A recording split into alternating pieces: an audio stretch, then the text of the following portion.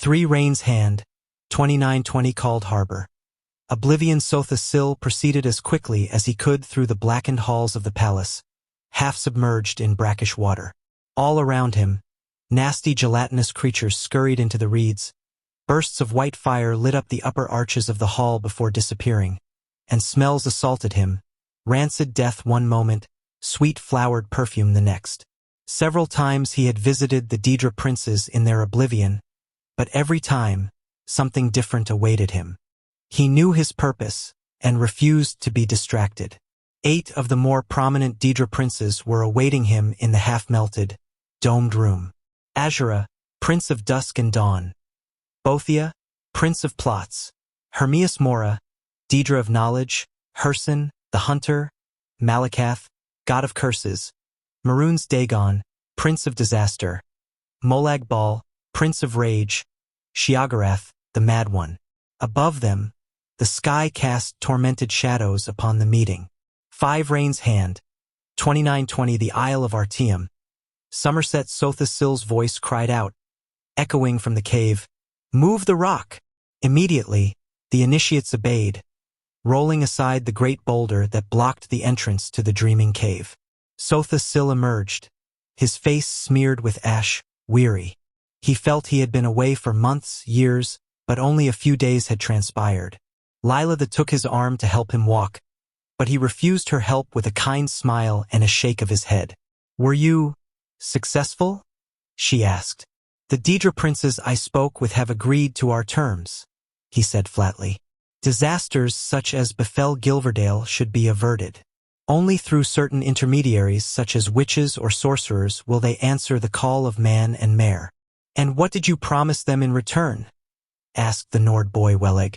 "The deals we make with Daedra," said Sotha Sil, continuing on to Iacchus's palace to meet with the master of the Sigic order, "should not be discussed with the innocent." 8 Rain's Hand, 2920 The Imperial City. Cyrodiil a storm billeted the windows of the prince's bedchamber, bringing a smell of moist air to mix with the censers filled with burning incense and herbs. "A letter has arrived from the Empress, your mother," said the courier, "anxiously inquiring after your health." "What frightened parents I have," laughed Prince Julek from his bed. "It is only natural for a mother to worry," said Severian Korik, the potentate's son. "There is everything unnatural about my family, Akavir. My exiled mother fears that my father will imagine me of being a traitor, covetous of the crown, and is having me poisoned." The prince sank back into his pillow, annoyed. "The emperor has insisted on me having a taster for all my meals as he does." "There are many plots," agreed the Akavir. "You have been Abed for nearly 3 weeks with every healer in the empire shuffling through like a slow ballroom dance. At least, all can see that you're getting stronger. Strong enough to lead the vanguard against Morrowind soon. I hope," said Julek. 11 Rain's Hand, 2920 The Isle of Artium. Somerset the Initiate stood quietly in a row along the Arbor Loggia, watching the long, deep, marble-lined trench ahead of them flash with fire.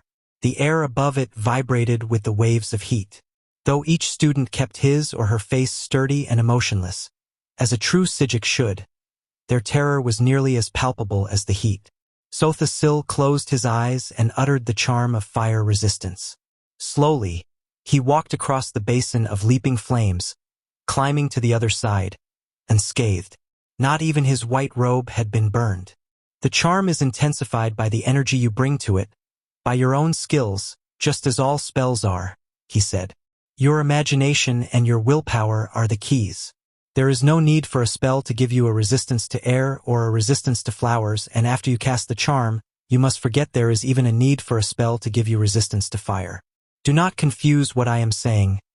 Resistance is not about ignoring the fire's reality.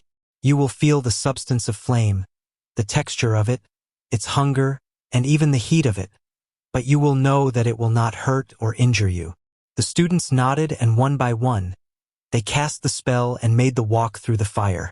Some even went so far as to bend over and scoop up a handful of fire and feed it air, so it expanded like a bubble and melted through their fingers. Sotha Sil smiled. They were fighting their fear admirably. The chief proctor Thargalith came running from the arbor arches, Sotha Sil, Almalexia arrived on Artium. Iacasis told me to fetch you. Sotha Sil turned to Thargalith for only a moment, but he knew instantly from the screams what had transpired. The Nord lad Welig had not cast the spell properly and was burning. The smell of scorched hair and flesh panicked the other students who were struggling to get out of the basin, pulling him with them, but the incline was too steep away from the entry points. With a wave of his hand, Sotha Sil extinguished the flame. Welig and several other students were burned, but not badly. The sorcerer cast a healing spell on them, before turning back to Thargalith. I'll be with you in a moment and give Almalexia the time to shake the road dust from her train. Sotha Sil turned back to the students, his voice flat. Fear does not break spells, but doubt and incompetence are the great enemies of any spellcaster. Master Welig, you will pack your bags. I'll arrange for a boat to bring you to the mainland tomorrow morning. The sorcerer found Almalexia and Iacasis in the study, drinking hot tea and laughing. She was more beautiful than he had remembered, though he had never before seen her so disheveled, wrapped in a blanket, dangling her damp long black tresses before the fire to dry. At Sotha Sil's approach, she leapt to her feet and embraced him. Did you swim all the way from Morrowind? He smiled. It's pouring rain from Skywatch down to the coast, she explained, returning his smile. Only a half a league away, and it never rains here, said Iacasis proudly. Of course, I sometimes miss the excitement of Somerset, and sometimes even the mainland itself. Still, I'm always very impressed by anyone out there who gets anything accomplished. It is a world of distractions.